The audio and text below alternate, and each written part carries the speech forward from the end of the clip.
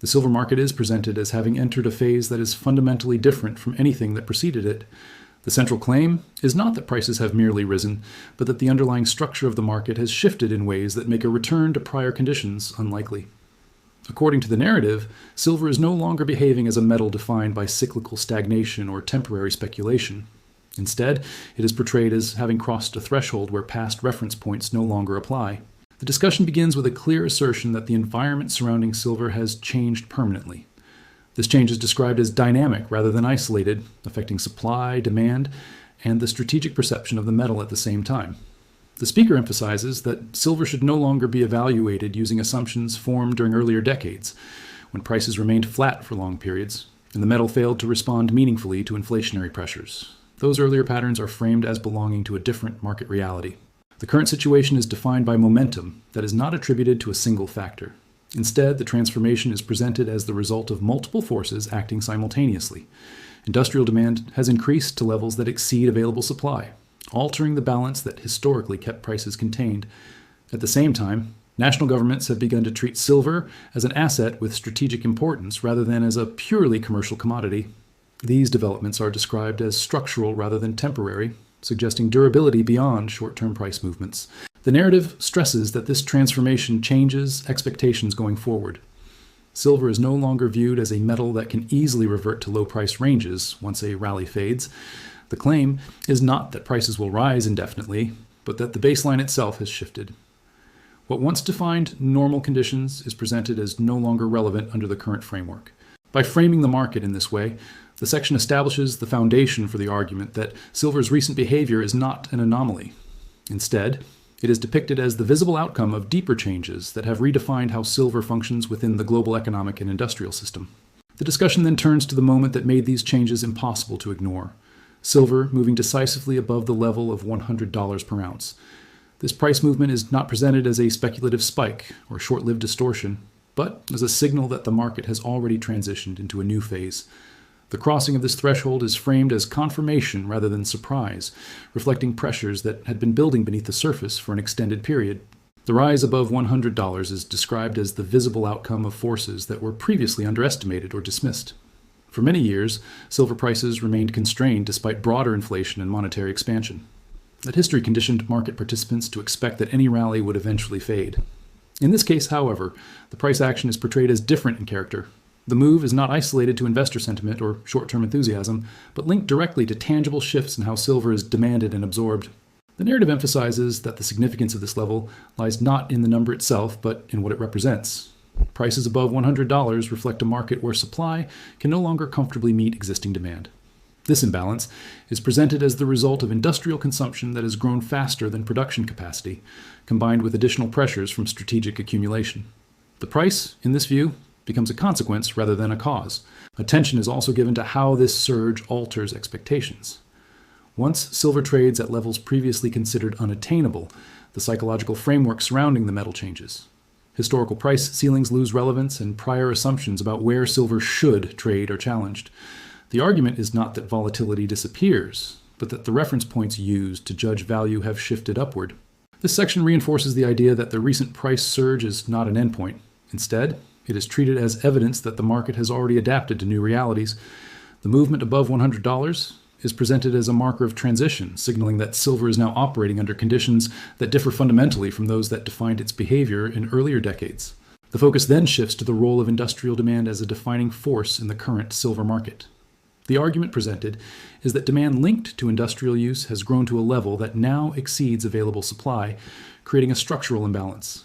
This development is described as central to understanding why silver is no longer behaving as it did in earlier periods, when investment interest alone was often insufficient to generate sustained price movement. Silver is portrayed as having moved beyond a narrow set of traditional applications into a far broader industrial role. The speaker emphasizes that the metal is now embedded across a wide range of technologies and processes, which has fundamentally altered the demand profile. Unlike investment demand, which can fluctuate rapidly based on sentiment, industrial demand is described as persistent and non-optional. Once silver is required for production, it must be sourced regardless of price conditions. This shift is framed as a key reason supply has struggled to keep pace. The summary highlights that current demand is not merely increasing, but doing so in a way that absorbs physical metal continuously. This reduces flexibility within the market and limits the ability of supply to respond quickly. As a result, price adjustments are presented as a response to physical constraints rather than speculative excess. The narrative also clarifies that this demand pressure is not isolated to a single sector. Instead, it reflects a broadening set of uses that collectively consume more silver than in previous decades. This accumulation of demand across multiple industries is described as one of the primary drivers behind the metal's recent performance, reinforcing the idea that silver's role has expanded beyond historical patterns. By emphasizing industrial demand as a dominant factor, this section reinforces the broader claim that the current market environment is structurally different. Silver is no longer dependent on episodic investment interest to support higher prices. Instead, it is increasingly anchored by ongoing industrial requirements that continue regardless of market cycles. The analysis then turns to the impact of strategic stockpiling by nation-states, particularly China and Russia, and how this behavior has altered the availability of silver in global markets. This accumulation is presented not as a routine commercial activity, but as a deliberate and long-term approach to securing critical resources. According to the narrative, when governments engage in this kind of stockpiling, the metal involved is effectively removed from regular circulation. The summary emphasizes that this form of demand differs fundamentally from both industrial consumption and private investment. Strategic reserves are not sensitive to short-term price movements and are not intended for resale under normal market conditions. Once silver enters these stockpiles, it is no longer available to balance the supply and demand through market mechanisms.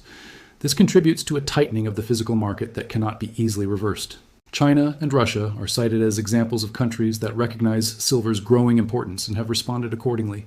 Their actions are framed as part of a broader strategy to ensure access to essential materials in an environment where competition for resources is increasing. The effect of this behavior is described as cumulative, gradually reducing the amount of silver accessible to global buyers. The narrative stresses that this type of demand amplifies existing supply pressures. When industrial consumption is already high, additional removal of metal for strategic purposes compounds the imbalance. Prices, in this context, rise not because of speculation, but because the pool of available silver continues to shrink while requirements remain unchanged or grow. This section reinforces the idea that the silver market is now influenced by actors whose objectives extend beyond profit. Strategic stockpiling introduces a layer of demand that is stable, persistent, and largely invisible until its effects appear in price behavior. As a result, the market becomes less responsive to traditional corrective forces, further supporting the claim that silver is unlikely to return to prior pricing regimes. Attention, then, shifts to the decision by the United States to recognize silver as a strategic metal, a classification that signals a change in how the metal is viewed at an institutional level. This designation is presented as more than symbolic. It reflects an official acknowledgement that silver plays a critical role in areas considered essential to national and economic security. The narrative explains that once a metal is classified as strategic, it is no longer treated as an ordinary commodity. Its availability, supply chains, and long-term access become matters of policy concern rather than purely market-driven outcomes. This recognition places silver within a framework where continuity of supply is prioritized, particularly in the context of advanced technologies and industrial systems. The summary emphasizes that this shift in classification aligns with the broader demand pressures already affecting the market. By identifying silver as strategically important, the United States effectively validates the notion that the metal's role has expanded beyond historical use cases. This acknowledgement reinforces the idea that silver's consumption is tied to structural needs rather than optional or cyclical demand. The impact of this recognition is described as reinforcing long-term demand rather than creating immediate scarcity. When governments treat a resource as strategic, they tend to support policies that secure access and encourage retention rather than liquidation. This approach reduces the likelihood that silver will re-enter the market in large quantities during periods of price weakness. By incorporating silver into a strategic framework, the section underscores a key theme of the documentary. Institutional behavior towards silver has changed. The metal is increasingly viewed as essential infrastructure rather than a peripheral asset. This change in perception supports the broader conclusion that the conditions underpinning silver's current pricing are structural, not temporary. The discussion then expands to silver's growing range of applications and the scale at which its use has diversified. The narrative highlights that silver now has more than 10,000 distinct use cases, positioning it as one of the most versatile metals in modern industry. This breadth of application is presented as a defining characteristic of the current market environment, distinguishing silver from periods when its demand base was far narrower. The summary emphasizes that this expansion in use cases has altered how silver is consumed. Rather than being concentrated in a limited number of industries, demand is now distributed across a wide spectrum of technologies and processes. This dispersion reduces the likelihood that weakness in any single sector could meaningfully relieve overall demand pressure. Each use case may consume relatively small amounts individually, but collectively, they create sustained and continuous absorption of physical metal. Special attention is given to silver's increasing relevance in the context of artificial intelligence. The metal is described as playing an important role in the infrastructure that supports advanced computing and data-driven systems.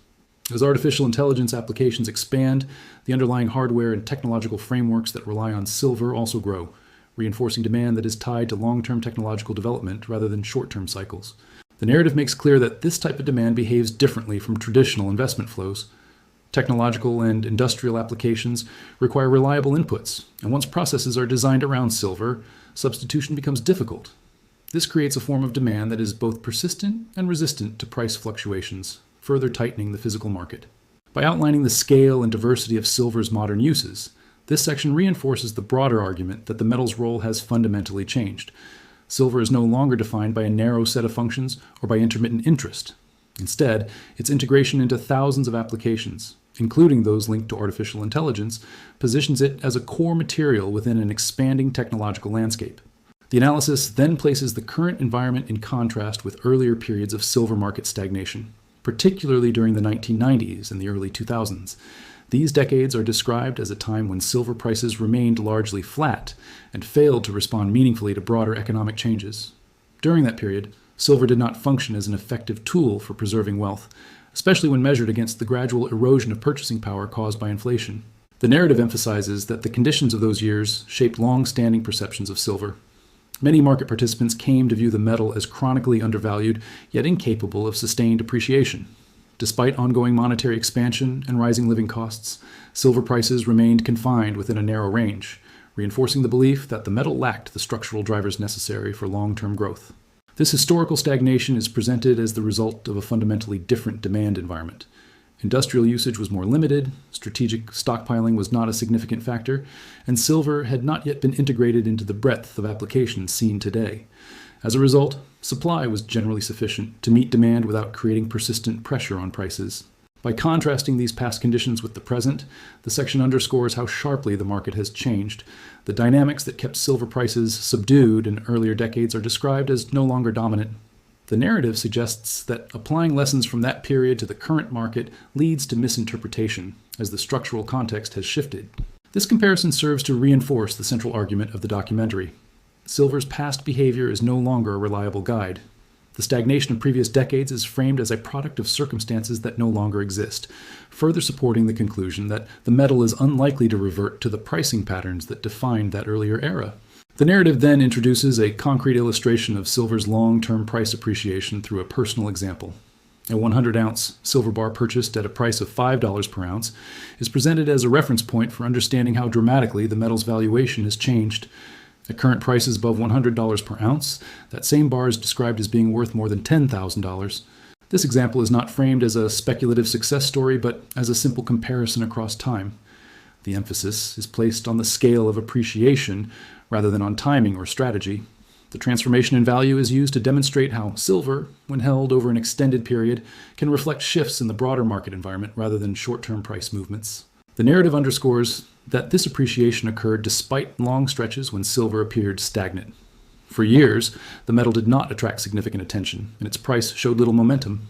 Yet the contrast between the original purchase price and its current valuation highlights how underlying changes can accumulate gradually before becoming visible in market prices. This illustration reinforces the argument that silver's recent performance is not disconnected from its longer-term trajectory. The value increase is presented as the result of structural changes finally being expressed through price, rather than as an isolated or sudden anomaly. The example serves to anchor abstract market dynamics in a tangible outcome. By focusing on a physical bar and its transformation in value, the section emphasizes the durability of silver as an asset over time. It supports the broader claim that the current price environment reflects deeper shifts that have been developing for years, culminating in a reassessment of what silver is worth under present conditions. The discussion then turns to a reassessment of silver's role as a preserver of wealth, particularly in light of its performance over the last 18 months. The narrative makes clear that silver was not traditionally viewed by the speaker as an investment vehicle in the conventional sense. Instead, it was historically regarded as a form of protection. valued more for its ability to hold purchasing power than for generating returns. This perception is described as having shifted due to recent performance. Over the last 18 months, silver is acknowledged to have functioned effectively not only as a store of value, but also as a strong performing asset.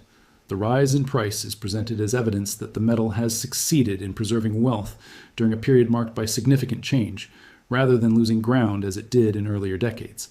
The narrative emphasizes that this reassessment is based on observable outcomes rather than theoretical expect. The section reinforces that this change in perception is closely tied to the broader structural shifts already discussed. Industrial demand, strategic accumulation, and institutional recognition have created an environment in which silver behaves differently than it did when it struggled to keep pace with inflation. As a result, its recent effectiveness as a wealth preserver is presented as consistent with these underlying dynamics. Asians. The metal's ability to maintain and increase value during this period is framed as a practical demonstration of its relevance under current conditions. This does not redefine silver as a speculative instrument, but it does elevate its status beyond its former role as a passive hedge. By reframing silver's role in this way, the narrative prepares for the conclusion that follows. Silver is no longer characterized solely by its past limitations. Instead, its recent performance over the last 18 months is used to support the claim that the metal now occupies a more stable and resilient position within the financial and industrial landscape. The conclusion focuses on expectations for silver once the current bull phase eventually comes to an end. The narrative does not suggest that prices will continue rising indefinitely or that volatility will disappear. Instead, it presents the view that silver is unlikely to return to the levels that defined earlier decades. The central claim is that the market has established a higher baseline that reflects its transformed role E. The conclusion focuses on expectations for silver once the current bull phase eventually comes to an end. The narrative does not suggest that prices will continue rising indefinitely or that volatility will disappear.